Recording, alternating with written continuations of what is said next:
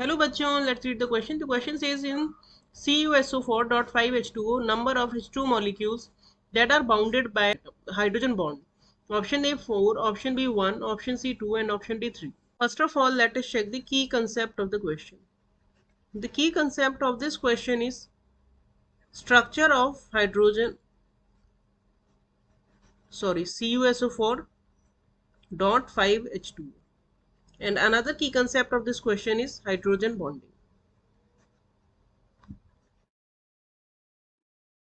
Now let's check the complete solution of the question. So what do you understand by hydrogen bonding? Hydrogen bonding is found in the molecule which has some electronegative atoms,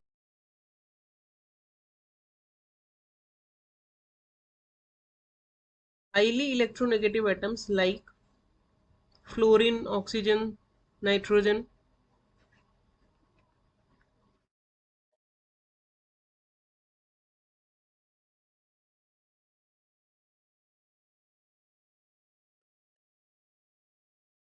These atoms are attached with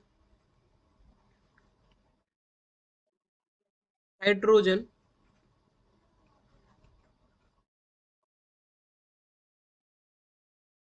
through hydrogen bonding.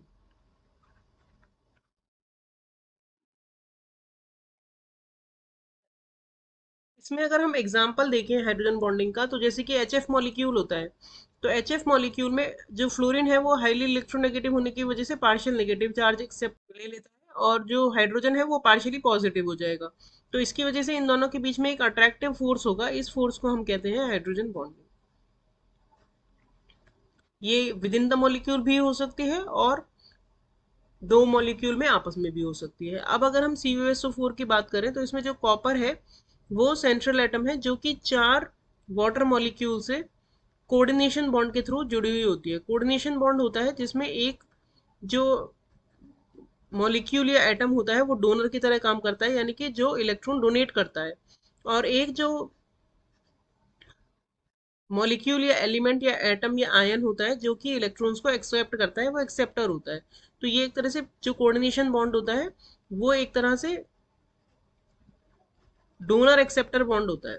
तो ये coordination bond इसमें होगा, 4 जो water molecule है वो copper के साथ coordination bond के थ्रू अटैच्ड होंगे, और जो एक पांचवा वाटर मॉलिक्यूल बचा हुआ है वो अटैच्ड होगा through hydrogen bonding with these hydrogen atoms. और ये सल्फेट के जो ऑक्सीजन होते हैं, सल्फेट भी है इसमें, कॉपर में कॉपर है और कॉपर सल्फेट में कॉपर है और सल्फेट आयन है। सल्फेट आयन के ऑक्सीजन के साथ ये वाला जो वाटर मॉलिक्यूल है, यहाँ पे भी हाइड्रोजन बॉन्डिंग बनी होगी। तो ये एक वाटर मॉलिक्यूल जो है वो थ्रू हाइड्रोजन बॉन्डिंग अटैच्ड होता है। ये स्ट्रक्चर है हमारी CuSO4.5H2 की। यहाँ पे कॉपर जो है ये 2+ फॉर्म में। तो यानी कि out of 5 water molecule only one is bonded through hydrogen bond. So हमारा करेक्ट आंसर हो गया option b. Hope you understood the solution well, thank you.